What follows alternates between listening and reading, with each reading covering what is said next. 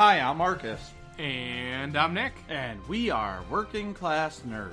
We're the podcast that gives you no information about your favorite information. Today is Thursday, July 26, 2018. You can find our podcast on Google Play, Buzzsprout, Apple Podcasts, and Stitcher. You can find me on Twitter at MarcusB814 and Nick as at Nick Vern. That's NickVern. So, this week we have Max and Sema from the SWTOR Escape Podcast. We're going to get in depth on the AIE Guild and discuss the Summer of Love. Summer of Love. Thank you to both of you for coming on the show. And please tell us a little bit about yourselves and what you've been doing in-game. Max and or Sema, take it away. Yes. Hello. Okay. Hello. I thought we said Max first. I am Max. I have been doing things in game. I play a lot of Star Wars. I play a lot of all the games. That's part of what we do in AIE in general. This past week, especially in Star Wars, has been huge for our guild. We took on the challenge of trying to not only achieve a strong goal in Conquest, which we've been doing really well on the last couple months especially, but we decided we were going to try to win a planet. So it was Galactic Conquest, which meant there was a whole bunch of planets, 19 planets up for grabs. We decided we're going to win a planet, and as a result, everybody did a great job of coming together and doing all the things to get a whole bunch of Conquest points, and we did win a planet, which was really cool. As a result, yeah. Yeah, and everybody came together to do it, but in order to get like all the points, I did some of everything. So I did operations, I did flashpoints, I did a lot of PvP, I did a lot of GSF. I got like my weekly done for Galactic Starfighter. I did a whole bunch of PvP on my Sork. I did crafting. So it was a big Star Wars week for me, and it was quite a lot of fun. Wow, that's cool. It is. I got my title, Conqueror of Balmora. Yes, so, that's sweet. It's really sweet. And then I saw some of the pictures from last night of everybody on Balmora stacked up. It was awesome. Yeah, I think on Tuesday, Sema posted some really good pictures after our mandatory fun night. I saw that, Sema, of all the people, all the participants from that night at least, with all their titles showing, and that was really cool. Yeah, that was actually a very fun night. And it was fun taking that picture because it took a while, but that was fine. Everyone was mellow, and we all put our titles on, and people were trying out different mounts and arrangements and, saying dumb stuff like short people in the front. But yeah, it was fun. Marshmallows in the back. Put the marshmallow marauder in the back. That's what I tell everybody. I also spent that week doing quite a bit of Conquest stuff, mostly ops and solo stuff and crafting. But I was really happy to get that title. So I'm going to wear that all the time now, I think. I'm definitely going to live on Balmora this week, for sure. So that every time I enter a new zone, I can see it on the screen.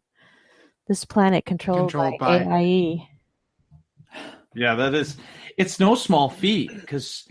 everybody was talking about it during the week, and the strategy that went through to get there, just the people putting up the points and then saying, okay, we got to watch this, we got to watch this, we got to watch this. It just, the time and effort that people put into it to be able to conquer the planet was awesome. And even to the last minute, I think we were up 700,000 points or something, and everybody's like counting down the minutes. Yeah, it could still backfire. Right.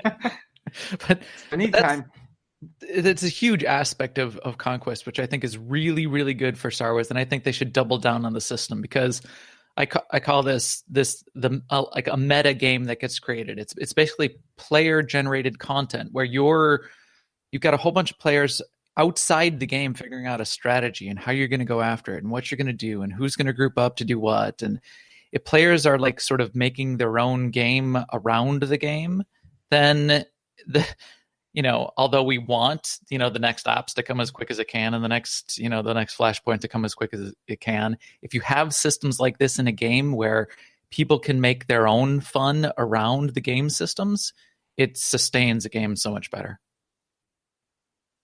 I agree. Absolutely. And I think, anybody can do conquest. That's the best part. Where ops, if you're new to the game and you have a level 30 player, Nick, you can't do ops or you can't do something. So, but you can get involved with the guild and do conquest. Right. Right. So I have a bit of a noob question here. So conquest, obviously, you're competing against other guilds to control a planet. But is there a minimum amount of like quest points that you have to get in order to be like eligible in the race? I'd imagine like you can't just have like one person in one little something and you get a planet. So it's nice. It happens. So the goal system happens on 2 levels. So you the first thing you said is only partly true. You're only competing against other guilds in the sort of the new system since, for the past few months. You're only competing against other guilds if you're looking to win a planet. And the only benefit to winning a planet is the extra title and, the little, very minor benefits you get for like being able to ride a walker around on that planet for the week. It's dust off your shoulder and, say we did it. It's bragging rights, right? Exactly. The real thing you're looking to do is you're trying to achieve your guild goal, and you get to choose to invade a small, medium, or large planet. And when you choose that planet, then your guild gets a point total that you need to go after. And any guild who gets their point total then all the guild members who participated and got their personal targets get part of that reward. So it's not as much competing against other guilds as it used to be in the past. It used to be up until the wire, you had to be one of the top 10 guilds on a planet to get anything.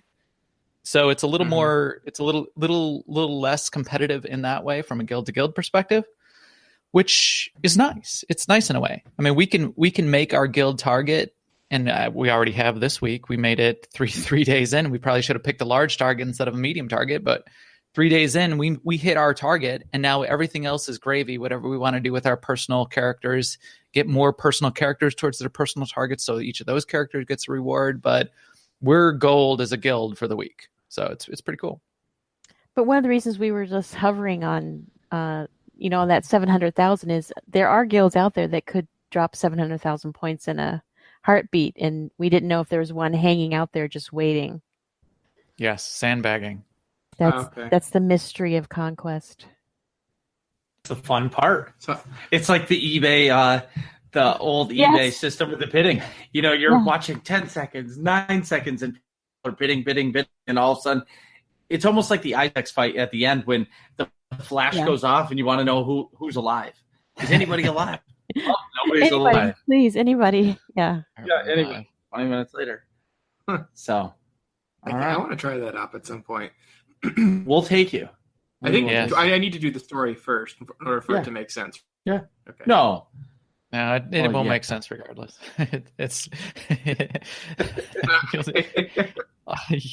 You'll die, and that part that's makes a risk sense. Yeah. we're willing to take. You're gonna die. Yeah, definitely. I die on the easy quote unquote ops. Everybody learned. Died. Yeah, I still die.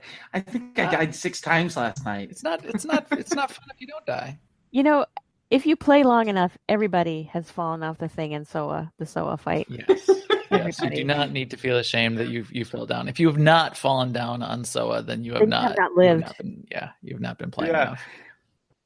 I didn't feel too bad the first time I fell. Bad about stepping in the lava about 400 times on the sort of mini boss fight before that, but I didn't feel too bad in a SOA fight because I had 3 other people fall at the same time. I don't know what happened, but somebody jumped the wrong way or something, and we all followed each other to our deaths. Answering the question, but if a friend jumps off a bridge, would you follow?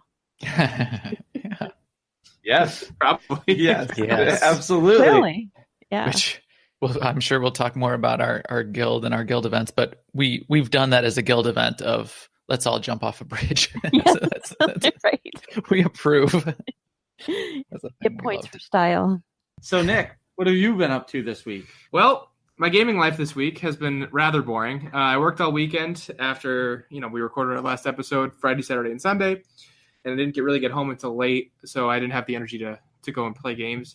Then during the week this week, I've had a bunch of homework since it's the last week of my summer Spanish class. So again, haven't really had a lot of time to get online.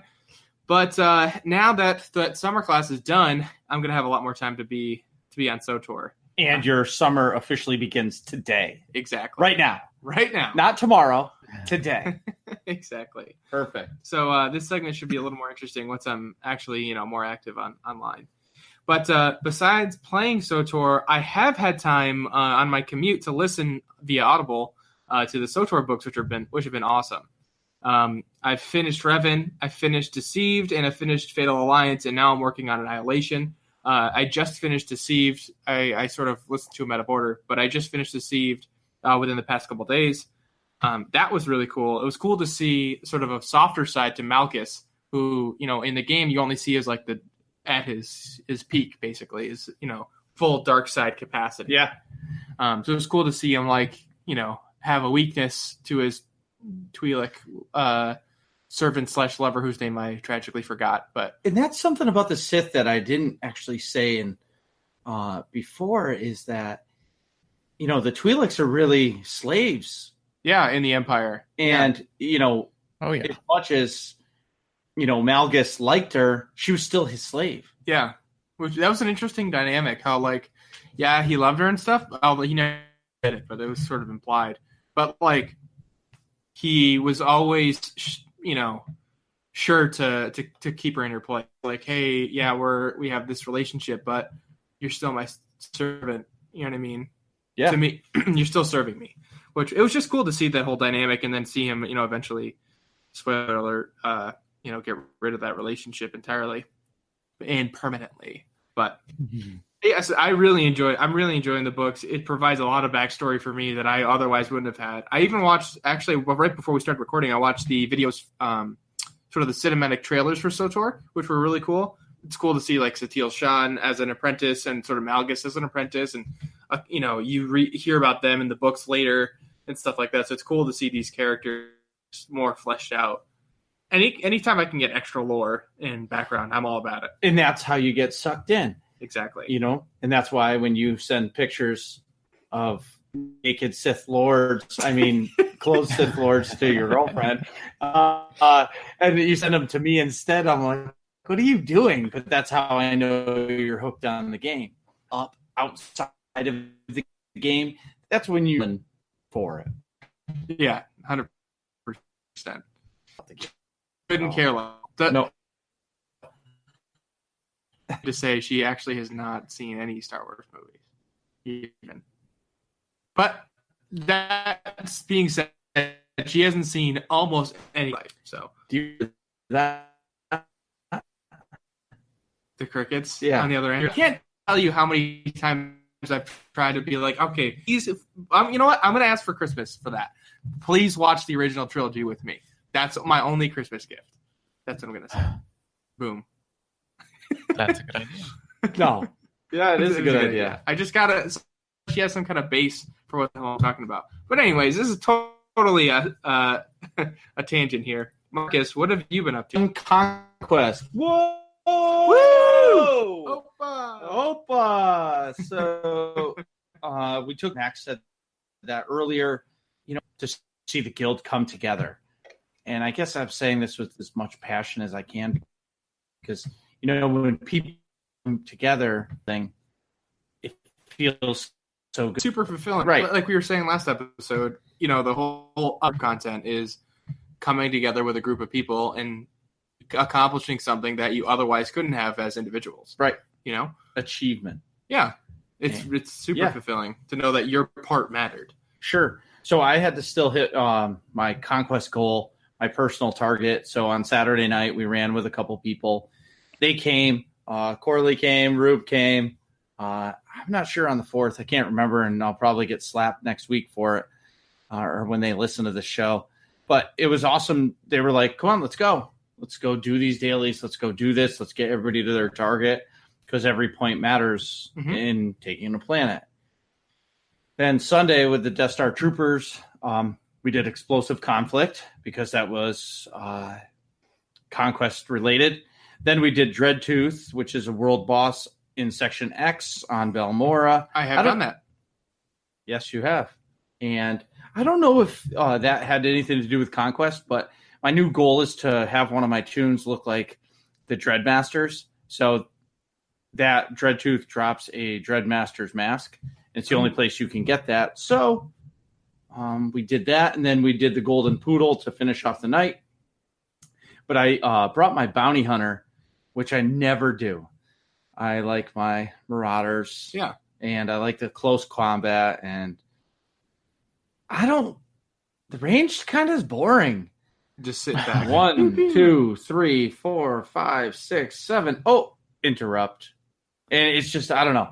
I don't find the excitement. I guess because those channels, like most of their abilities channel. So they take 3 seconds. So once you hit the 3 key, you're sitting around for 3 seconds before you have to do anything else.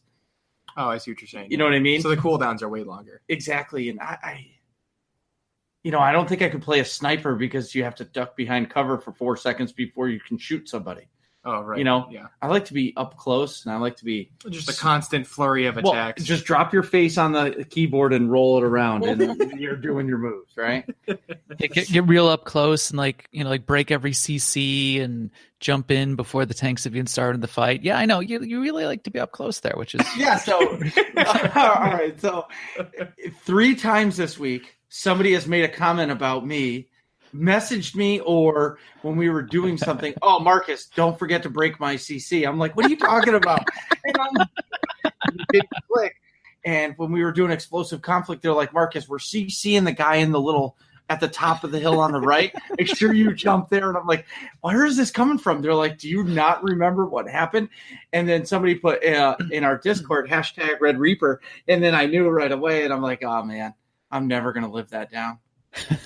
But do you even want to? No.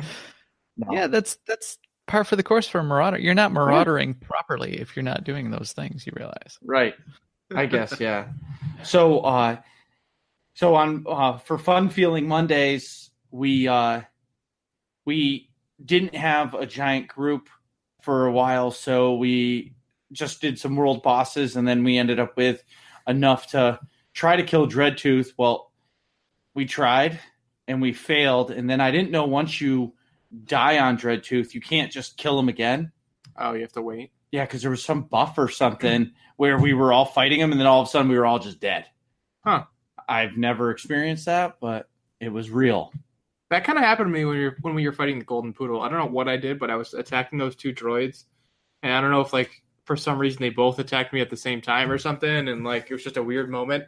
But I was, I thought I was at full health and just DPSing away, and then all of a sudden, boop, I was dead.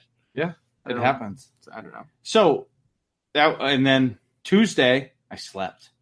Wow. Usually I'll try real hard. Well, I've been building my kitchen, as you know. Yeah. And so I stayed at the shop late, I'm building the kitchen, and I got home, and then I signed in to Discord, and there was 22 people or something in the channel, and I was like, all right, they don't need my help.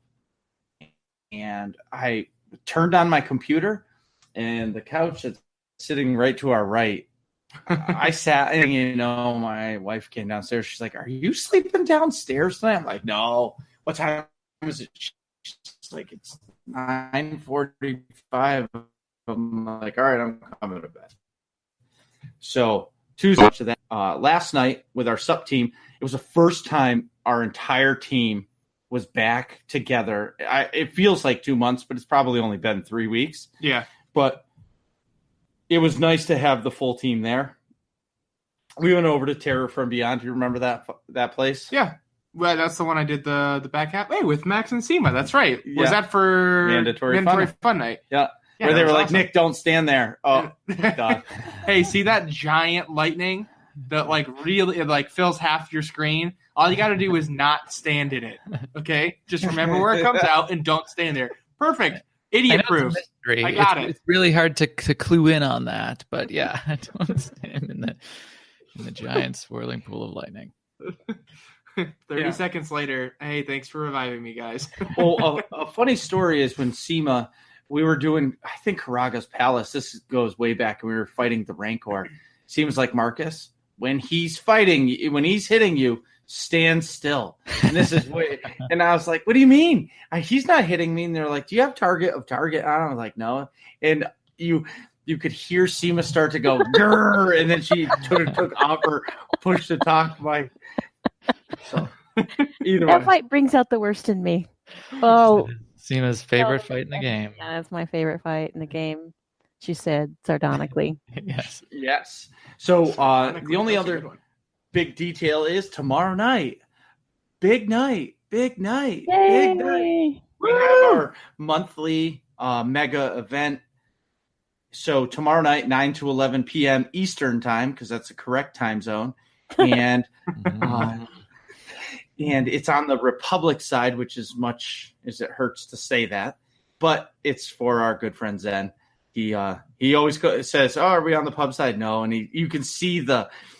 I know. Okay. He becomes Okay. completely deflated. Yeah. Okay. So we're doing the pub side. We're going to do a Datacron run, and I have no idea where any of these Datacrons are. So I host these events, and I have no idea where any of these things are because Well, I've gotten 2. You know what's going to help you? But The Google. well, I tried, and I'm going to try to find a couple just so I don't look like a complete idiot tomorrow.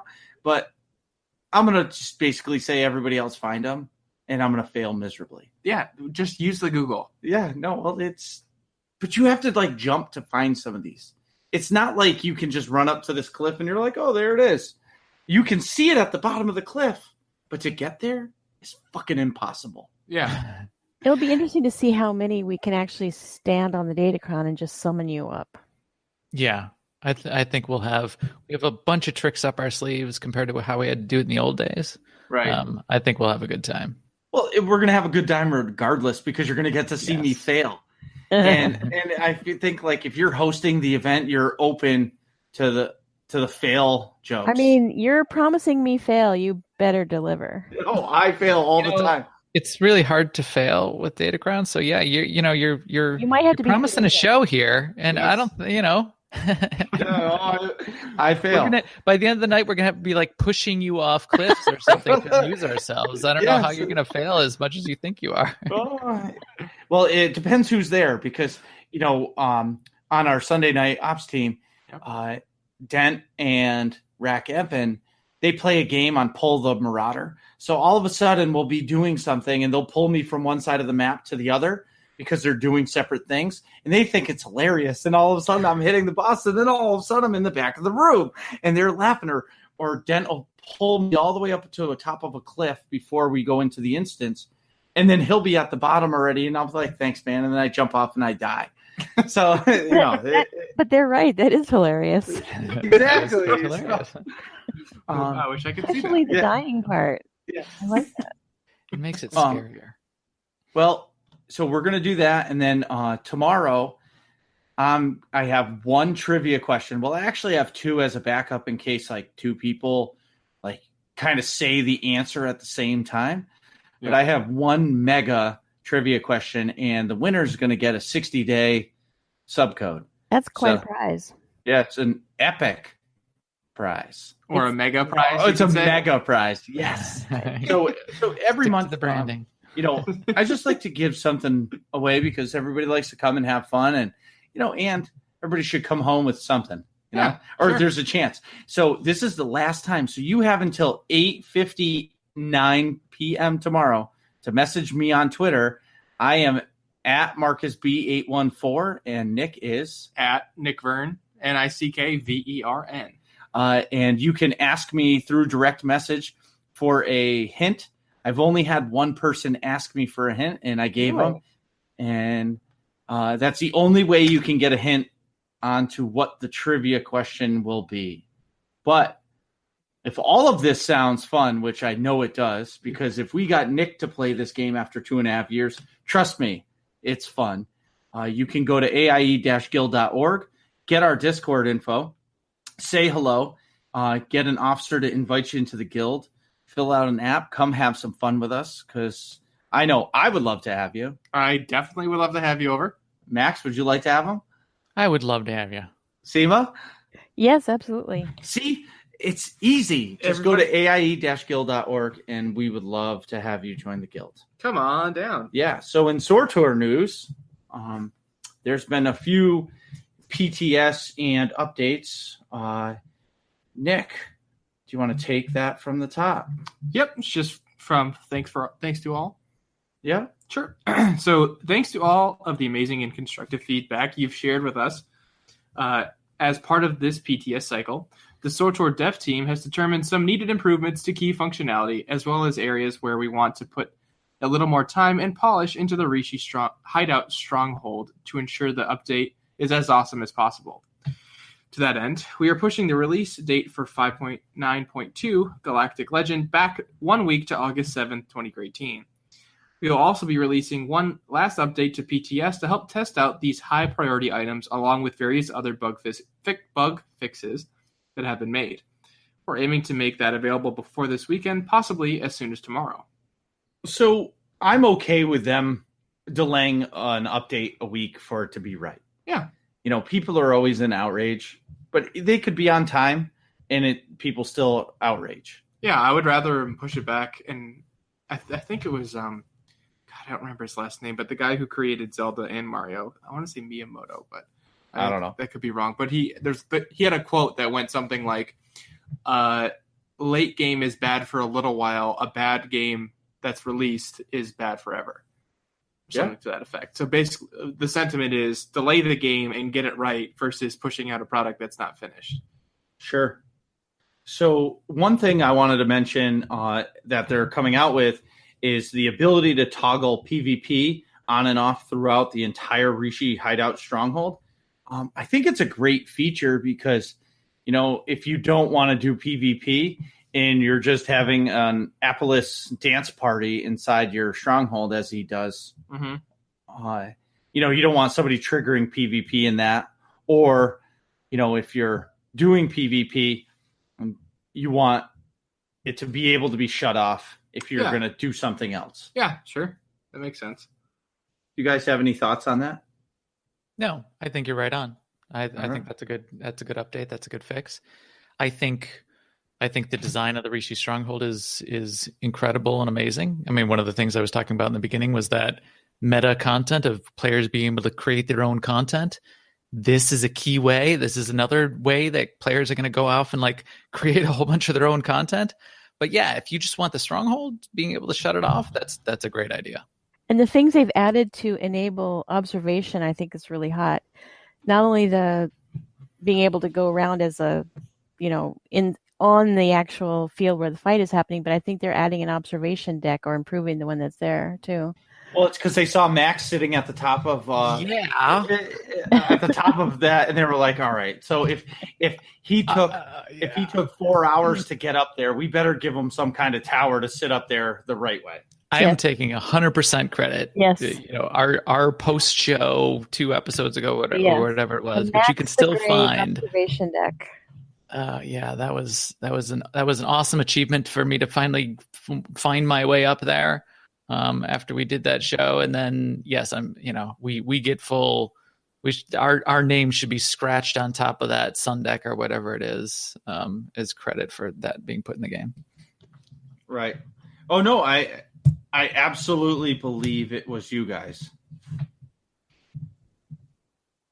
that did it. That picture of you sitting up there is wonderful. Oh, it's a great pic. I like. Yeah, that was a good picture too. For sure. So today, Eric posted this afternoon, and he said, "Hey, folks, here we go again. Round 2 of final changes." In all seriousness, thank you all for your continued feedback.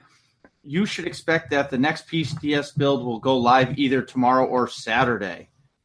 The big thing, all items that require cartel market reputation should now properly check that requirement against the player's Underworld Exchange reputation for real this time. In the arena, players can no longer use the traversal abilities such as Force Leap to approach characters who are flying through the air due to using a jump pad, whatever that means. There's a bunch of other stuff that they're changing. Other than that, the PTS is the PTS. I think it was good that they did this and gave people the opportunity to play and see it before they bought it. Because I know that when we did, the ops version of it, I thought it was great because it gave us a head start on the bosses, but it also helped BioWare see that we're terrible. Oh, wow. That was interesting, but that being a closed test, they did limit the exposure. This being something again that is designed for players to take it and do their own thing with, they really had to open it up. I couldn't see it working any other way. Open it up, let players, try to incent players to get in there and try it out and go crazy, because if you don't with this kind of thing, you're not going to realize that people get the bright idea to go, like aggro a thing and jump off the other thing, and and then something goes haywire. So you get a lot more testing feedback when you get a big an open test with this kind of thing. Right. Mm-hmm. Well, I'm looking forward to it being released August 7th. And then that's when we'll actually get to use it. And the next mega event will be in the Rishi Stronghold. We'll make sure of it. We'll do some kind of hub ball and maybe some dueling, because there's some people I want to duel against because I have a vendetta. So anyway, Nick, you want to take a break? Yeah, let's take a break. Awesome. And we're back. So today we're discussing the AIE Guild in SWTOR and the Summer of Love. So, you guys, can you tell us about the AIE Guild and what it stands for? Yeah. Why don't I start off, and then Sema can chime in too. Okay. I've been part of AIE for many, many years now. So probably 6 or 7 years. AIE's been around for longer than that, maybe 10 plus years. AIE stands for, the name itself stands for, it's Alea Iacta Est, which is a Latin phrase, which roughly translates to the die has been cast.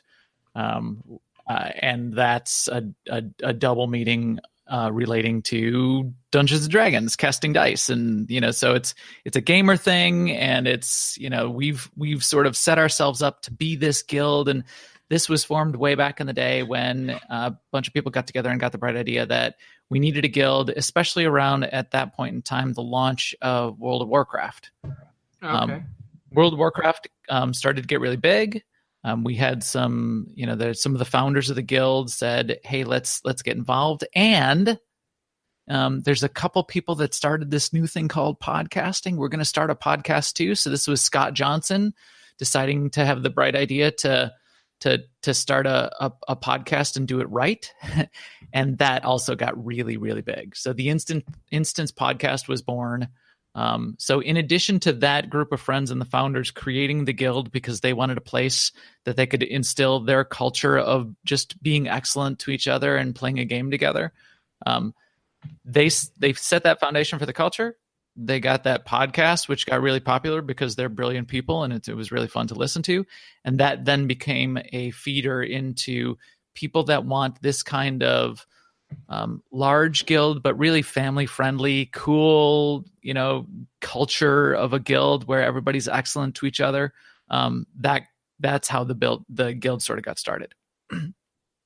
Since then, everybody saw the proliferation of additional MMOs out there and a lot of really cool games that everybody could start playing, and the guild started to grow and getting into all of the games basically. So it's very MMO focused for the most part, although we get together and spin off and play other games from time to time. I think there's probably AIE people playing every possible game out there, but most of our guild activity, the kinds of games where you need a set group, are the MMOs. That's where we're focused, but everybody's still staying true to that core culture of, hey, we're sort of like this mature group of people who, want everybody to be cool to each other and don't tolerate drama and people being jerks and that kind of thing. So as long as you're fitting in, you're not a jerk, then AIE can be a great place for everybody to come and hang out. And that's where we're at today. I'm surprised they haven't kicked me out yet. Not at all. Anything else to add to that, Sema? I mean, I think that's sort of the broad strokes. Well, I'll just say that personally, I found AIE because of the instance.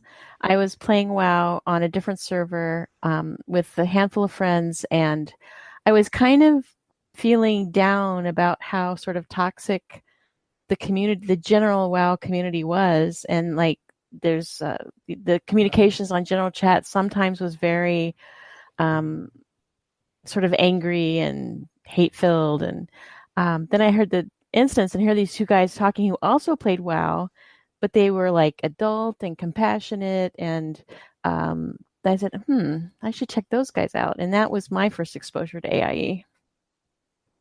Oh, Wow. so that was through the general chat and WoW.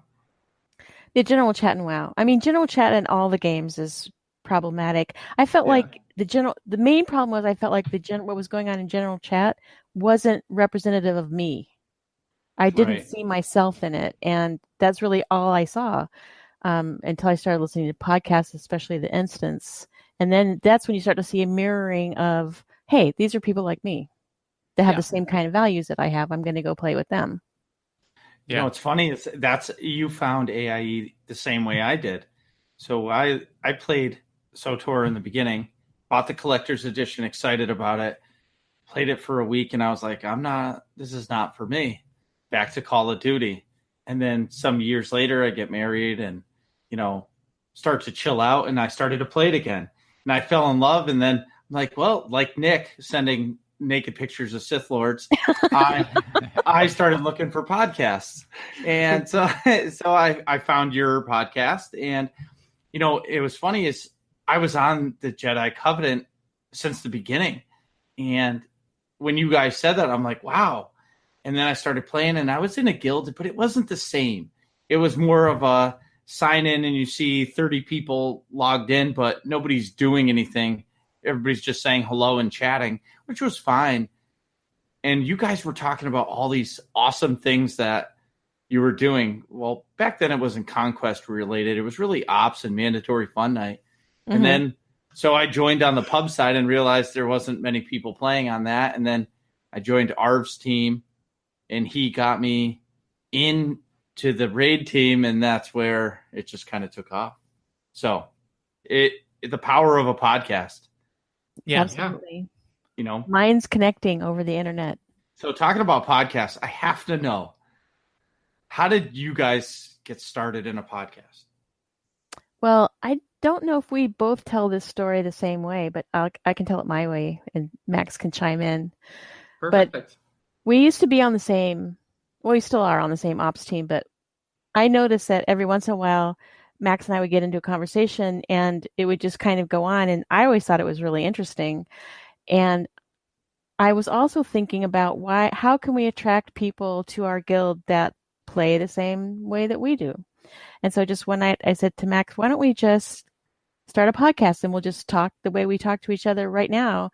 And maybe that'll attract people that are attracted to that. And we'll start to build more of a community of people that have that in common. And my original idea was that we would just do like 20 minutes and it would just be conversational and people would say they like it or they don't like it, But it then Max kind of took it and made it into like a really more finished product with more information and probably much better than what I had envisioned. But yeah, that's my story.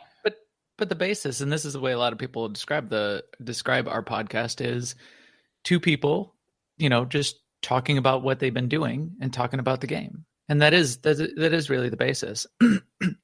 But you're absolutely right, Sema. We were looking for a way to, in the same way that what the instance did for World of Warcraft, we were looking for a way to attract players like us to come play the game with us. Because people come and go all the time, and that's perfectly fine. Yeah. We certainly wanted, though, to have somewhat of an influx of people that were like us that wanted to come play Star Wars with us, because that's what's going to make that's what makes the M, at least one of the M's, if not two of them, work in an MMO. Right. Sema and I would get into these good conversations, and if I was going to do a podcast, and I always said this in my head, I'd need to have someone that I could have a rich conversation with and have ideas that I could bounce them off of. And not that we agree on everything. In fact, that's one of the good parts is we have our own ideas and we have our own background that we bring to the table. And it's a good opportunity to have a conversation about this kind of thing. And then, so we said, yeah, fine, let's turn it into a podcast. Now I'm looking back, and Sema does too. We come from these backgrounds of developing things and planning things and, project management background and development background. I have the show notes from every single show we've ever done. So I just clicked over to the 2013 tab, and here's August 19th of 2013, and the show notes for our pilot show, which never aired. This was 1 week before our first, before episode 1. And I've got our show notes. And we laid it out and we laid it out into sections. So we know what we were going to talk about and decided that this is the way we're going to talk both about the game, make it somewhat entertaining to talk about the news, have a topic, but more than anything else, and this is what the purpose of the show has always been, is to get the idea of who we are out there so that we can get more people to play the game. Yeah. We don't, there's no other benefit to us right. at all whatsoever. Like I always had this sense that we're not unique, that there's hundreds and thousands of players who just want to play the way we play, but how do we get all those people to sort of connect? I agree. It's funny as your story is almost the exact same as Nick and I. Nick and I would have these epic conversations about what bullshit game he was playing or what playing, and we would start going on and on and on. And then one day, I think he said we should do a podcast, and I was like, yeah, let's do it. And it kind of came up as a joke, and then Christmas came and I got the mic, and hence we started. So it's kind of the exact same thing. I mean, we're, pretty substantially behind in the product progression, so to speak. But, obviously we're a little newer than you guys. Yeah, but that's... yeah. But yes and no. So you guys, you're up to episode 19, and you're consistent. And if you can do that, if you can start a podcast and keep it up for 19 episodes, you can keep it up for an infinite number of episodes. That's basically the way it works. I mean, you guys are already past the bar. So right. You make a system that works for you. This doesn't have to match anybody else's system. Right. So yes, we've done what did I just say? We were up to 251 episodes. Yeah. But yeah. I mean, you guys are already you've already made what you need to make to have a good podcast, to have a good conversation. You guys have chemistry. That's the way to do it. And I really like also when I listen to your show in the same way, you get a sense of who you guys are, and yeah, I want to come play games with you, and I'm glad that I do. So that's really good, and that's what I like about doing this kind of thing. And I try to tell everybody to come play with us, because I don't think I've met anybody in our guild that I don't want to play a game with. Right. They may be the complete polar opposite of me, where I'm Mr. Enthusiasm and energy. And they may be just that, I call it a monotone, but, they're just as excited as me, but they talk, or their excitement doesn't show like mine. But playing a game with them is awesome. And that's the best part about playing games with people versus just playing Skyrim all alone for 200 hours. Mm-hmm. Absolutely. Is you get to interact with many different people. And that's what I love about it. Yeah, I found for myself personally, now that I play online games, I don't have time to play solo games. Yeah. I'm also fine. I definitely don't. No, I don't know how you can do it. So AIE as a whole has a big event every year. It's called the Summer of Love. You guys want to tell us about it? Yeah, sure. Please. So this started, again, a very long number of years ago, but a few years into the guild. And it really started over a somewhat serious event. It was a few years into the guild, and there was a player with the character name of Milliways, and he was a really, really cool guy. And he was, he really embodied the culture of AIE, and, was really wanted everybody to have a good time, and went out of his way to make sure that everybody that was in the guild had their moment and had a good experience and was having fun. And this guy passed away in real life, and that hit everybody in the guild. And this was a guild at the time of hundreds of people. And it hit everybody really, really hard. Wow. So what the guild decided to do then was, all right, this is a big thing for us. This hit us hard. It's sort of now, we knew that AIE was more than just this online thing where we just, go off and play games with strangers. We knew it was a real thing. We've started to meet up in real life, and we've started to have these real life events as well. And people are going off and getting married, having met in AIE. And now this happens. Now what we're going to do is once a year on the anniversary of this event, we're going to have a memorial.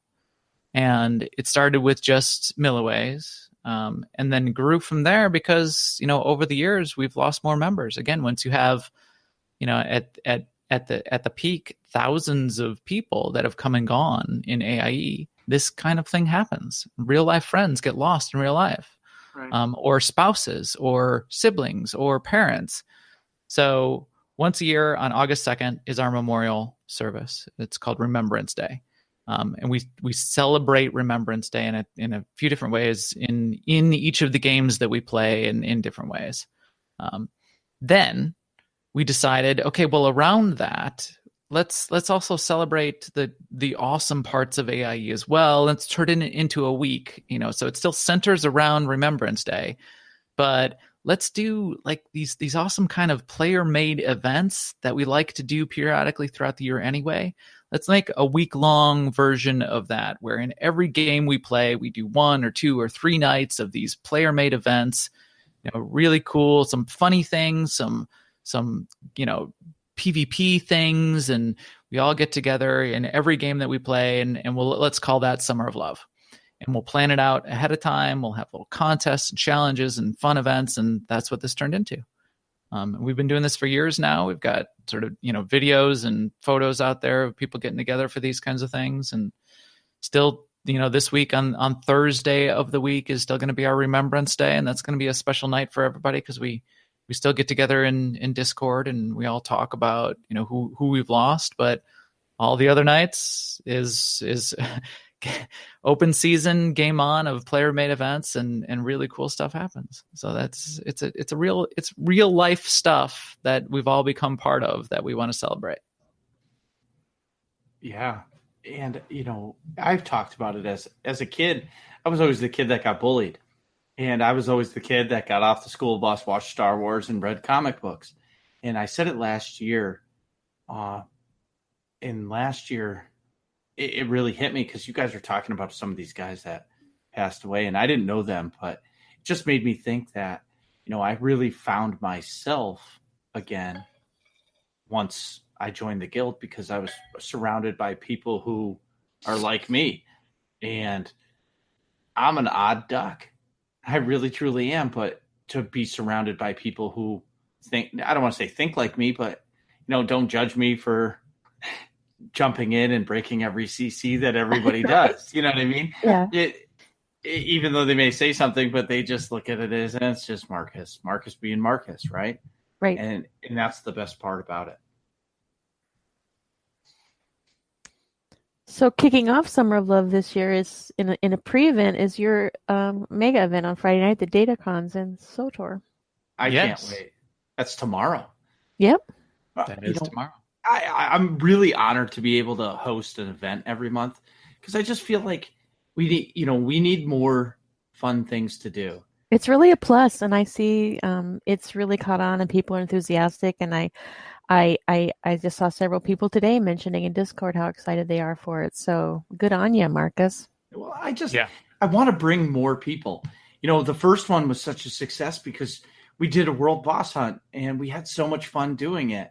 And then for me, having a couple people that I play with on another night that aren't in the guild are like, holy cow, Marcus, that was really fun.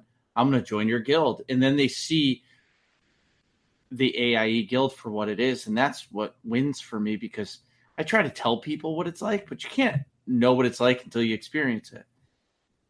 Right, Nick? Yeah, absolutely. I've had nothing but really excellent experiences with AIE. Every time I come into group content with you guys, it's nothing but fun. I mean, that's exemplified, the most in the first night when we did Terra from Beyond. Max walked me painstakingly, at some points through the whole second half of the app.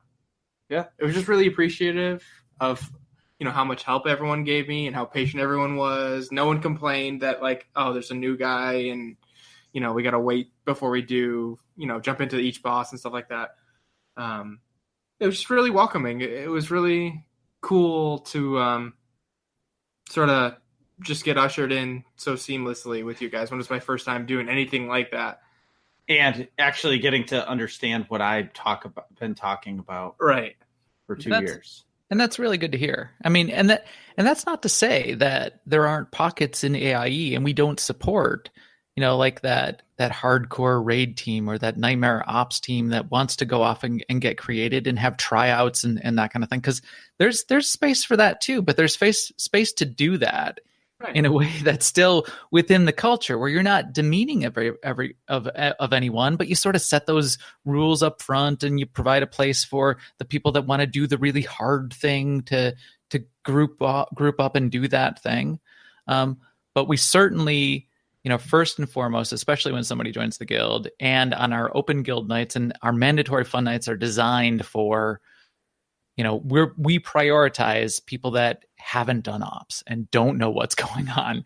That's the most fun for us in a mandatory fun night. So our MFN nights, when I get into MFN, when any of us leading MFN get to the start of the night and we go, all right, has anyone not done this fight? And somebody speaks up and says, yeah, I've never been in here. That's the coolest thing. That's the best. Because if everybody's been there and everybody knows the fight, then you're like, okay, well then let's just go do the thing that we've done 1,000 times before. Yeah, because we're doing Karaga's Palace again for whatever reason. But when somebody hasn't been there, then we get to go, okay, all right. Yeah, it's more fun for us. Story time. Pull up a chair. This is going to take a while. Yes, I love that story time. Garsh, who drank too much milk. we embellish the stories. Not only do we tell this story, you're right. Not only do we tell the story of the app, but we tell our own story around it on top of it. Yeah. How terrible Garge is, not only what SOA tells us about Garge, but then we make up all the other terrible things that Garge has done. Yeah. And he's like, he finished the milk carton and then put the empty milk carton back in the fridge.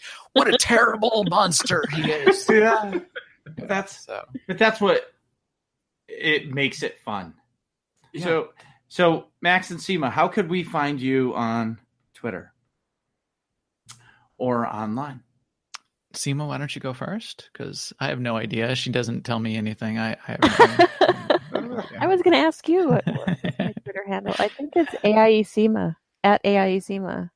Yeah, because you say it every week. But I stopped listening long ago.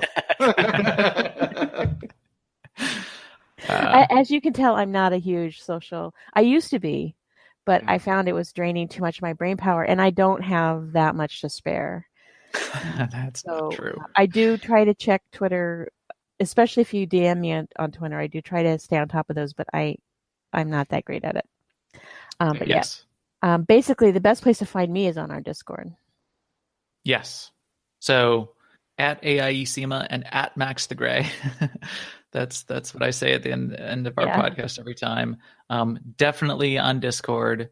If you're trying to get, we used to have, and we still have a dedicated open channel in Star Wars on Starforge. You could /cjoin AIE LFO. But going into Discord nowadays, we publish our Discord link. We still want people to be nice in there, and we'll kick you off if you're not.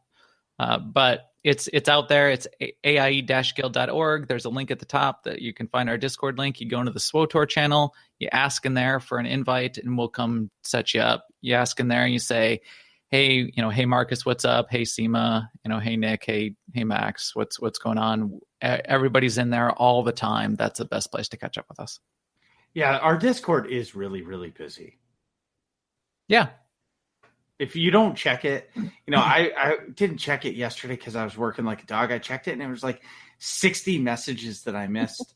And I'm just like, it's going to take me 20 minutes to read through this. Dude, summary. Sometimes I don't check it for 4 or 5 days or something, and it'll be like 1,000 messages. Or 4 or 5 days. You've lost at that point. You can't catch up. Yeah, you can't catch up. I just hit the X and from the banner that comes up, and it scrolls all the way to the bottom, and you read the last 5 things. You're like, oh, I'm caught up. Yeah, which is fine. Is fine. I mean, there's the joke going around that the back scroll in Discord is evil. So live in the present. That's perfectly fine. Leave it to us to scroll back and keep up with everybody. Right, and if you play a couple of games, then it's just that much worse. Right, it's like double, or triple. I don't have time. Yeah, me either. Just SWTOR. Thanks, guys, so much. Thank you. This has been great. Yeah. Thank you so much for inviting us. And you guys are a blast. So really, thanks for having us on. Yeah. Oh, thank you. Absolutely. Come back anytime. Anytime. And I have to say, Marcus, I've been grinning this whole podcast because I saw in the show notes at the very beginning, but I didn't get it. It was just letters to me until you said it. 20 great teen. And I just think that's so Marcus. Well, so I was thinking about it, and at the beginning of the year, every year, so for my work with my business coach, we talk about how, what we have to improve on. And, the outstanding joke was everything is going to be great. And one day I came home and Nick and I were talking, and I was like, oh, it's 20 great teen now. We got to focus. And he's like, what? And it kind of just stemmed from there. So anything about 2018 is 20 great teen, because everything that happens in 2018 is going to be great.